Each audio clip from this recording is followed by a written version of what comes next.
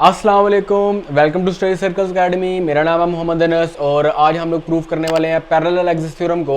Movement of inertia के अंदर parallel axis theorem का अब बहुत ज़्यादा इस्तेमाल होता है, तो आज हम लोग उसको प्रूफ करते हैं। तो सबसे पहले इसकी स्टेटमेंट देखें, तो स्टेटमेंट देखें इसकी।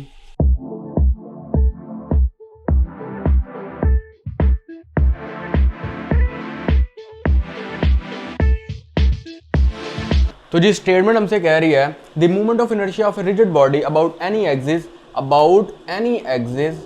is equal to the moment of inertia about the parallel axis through the center of mass plus the product of mass of a body and the square of distance between two axes। तो ये इसका relation है। तो statement हमसे ये कह रही है कि फर्ज करो आपके पास एक रिजिड बॉडी है, फॉर एग्जांपल कोई भी रिजिड बॉडी है फॉर एग्जांपल, तो ये वो एनी एक्सिस है, फर्ज करें ये वो एनी एक्सिस है जिसके अलॉन्ग हमने मूवमेंट ऑफ इनर्शिया फाइंड करना है। तो स्टेटमेंट पैरेलल एक्सिस थ्योरम की ये कह रही है कि आपके पास एक सेंटर ऑफ मास, इस रिजिड बॉडी का एक सेंटर ऑफ मास होना चाहिए। सेंटर ऑफ मास क्या है? ये हाइपोथेटिकल एक पॉइंट होता है जिस पर बॉडी का पूरा वेट एक्ट कर रहा होता है। आप इस बॉडी को इस पॉइंट पर बैलेंस कर सकते हैं। तो कह रहा है कि फर्ज करो ये पॉइंट हमारे पास सी है जिसको हम लोग सेंटर ऑफ मास मानते हैं। इस सेंटर ऑफ मास से पास होने वाला जो सा एक्सिस है इसके along movement of inertia find करो। सबसे पहले इस एक्सिस जो कि सेंटर ऑफ मास से पास कर रहा है इसके along movement of inertia find करो। तो जो इस एक्सिस के अलॉन्ग फिर जो मूवमेंट ऑफ इनर्शिया होगा वो इस रिलेशन से आएगा। वो कौन सा रिलेशन है? Movement of inertia about the centre of mass plus the product of mass of a body and square of distance between two axis. तो कहता है कि ये वाला डिस्टेंस जो सा यहां से लेके यहां तक जो सा डिस्टेंस है, परपेंडिकुलर डिस्टेंस जो सा इन दो एक्सिस के दरमियान में, उसको कहेंगे हम लोग, ये हमारे पास क्या है? डी है। फिर सुन लें, हमने फॉर एग्जांपल इस एक्सिस के along movement of inertia find करना है। उसके लिए सबसे पहले हमें सेंटर ऑफ मास पे मूवमेंट ऑफ इनर्शिया फाइंड करना आना चाहिए, जो कि हम लोगों ने सीखा है किस तरह से मूवमेंट ऑफ इनर्शिया फाइंड करते हैं हम लोग। तो इस एक्सिस के अलॉन्ग जो मूवमेंट ऑफ इनर्शिया होगा वो बराबर होगा moment of inertia about centre of mass plus the product of mass and the perpendicular distance between two axis का स्क्वायर। तो फर्ज करें ये हम एक small piece of mass dm लेते हैं, सेंटर ऑफ मास से उसका डिस्टेंस फॉर एग्जांपल हम लोग आर ले लेते हैं। तो मूवमेंट ऑफ इनर्शिया के फार्मूले में हम लोगों ने देखा था कि मूवमेंट ऑफ इनर्शिया जो सा होता है वो बराबर होता है the mass product of mass into perpendicular distance from axis of rotation का स्क्वायर। ये मूवमेंट ऑफ इनर्शिया का फार्मूला हम लोगों ने डिराइव भी किया था। तो यहाँ पे जो फार्मूला बनता है movement of inertia about centre of mass में निकलता है जी integral about this body, about this rigid body.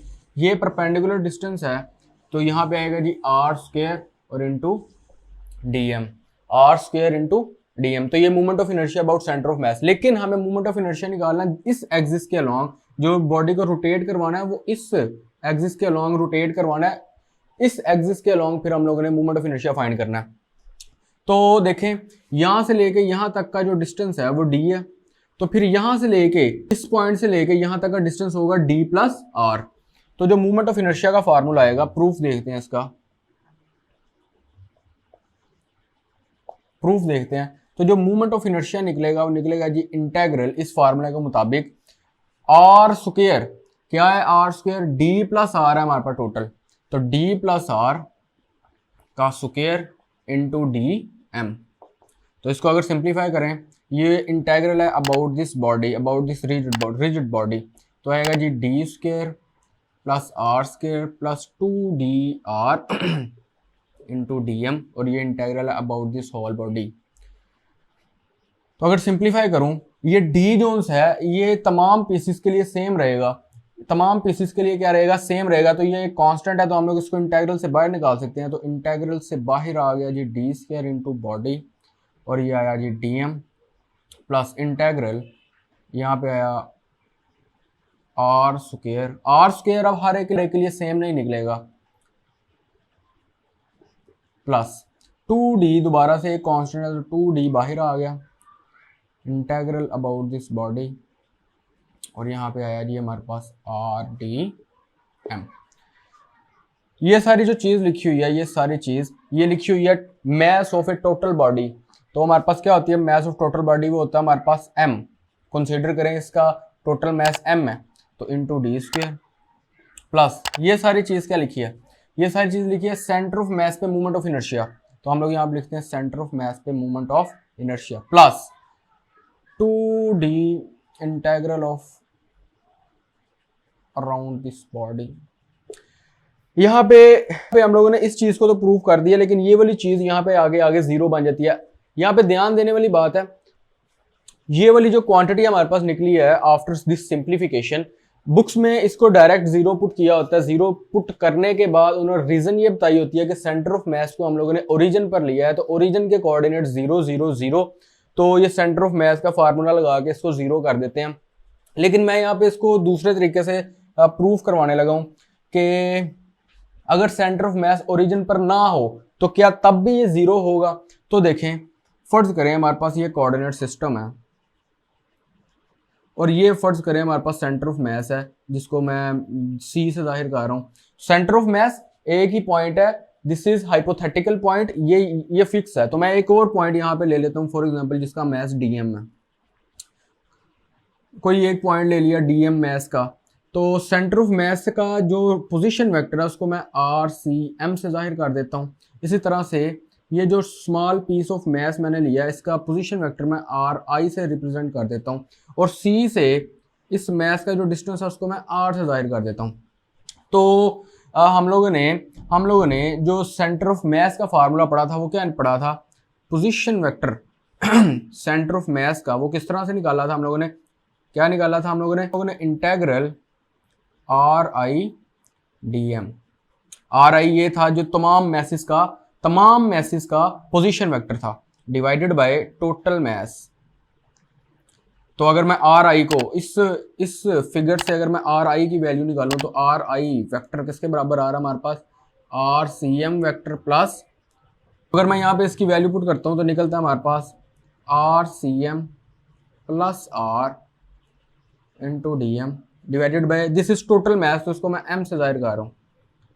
तो यहाँ पे आया जी R C M D M plus integral R D M divided by whole mass.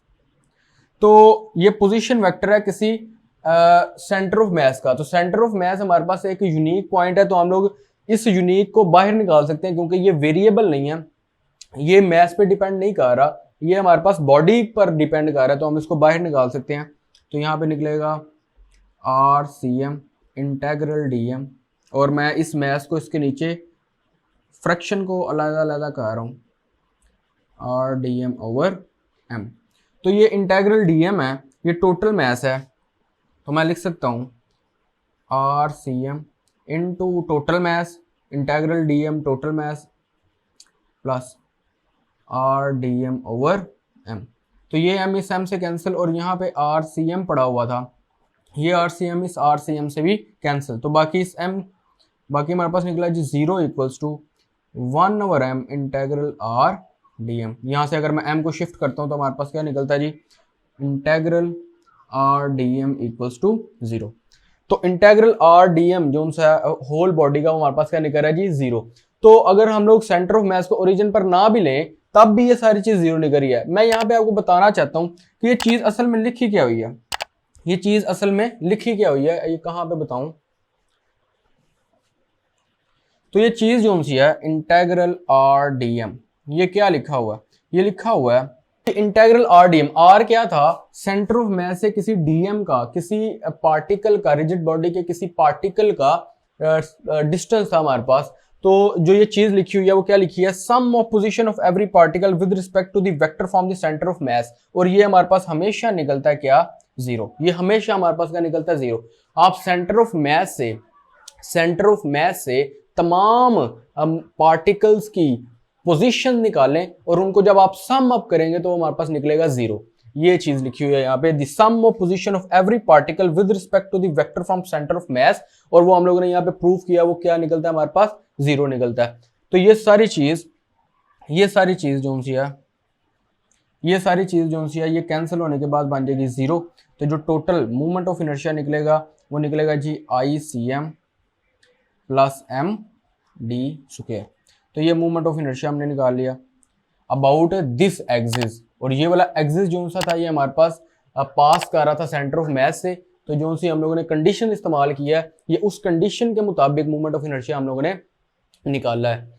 तो इस मोमेंट ऑफ इनर्शिया को अबाउट दिस एक्सिस हम लोग लॉ ऑफ कोसाइन से भी प्रूव कर सकते हैं और इसके और भी तरीके हैं प्रूव करने के। तो जी मिलते हैं नेक्स्ट लेक्चर के अंदर, तब तक के लिए अल्लाह हाफिज।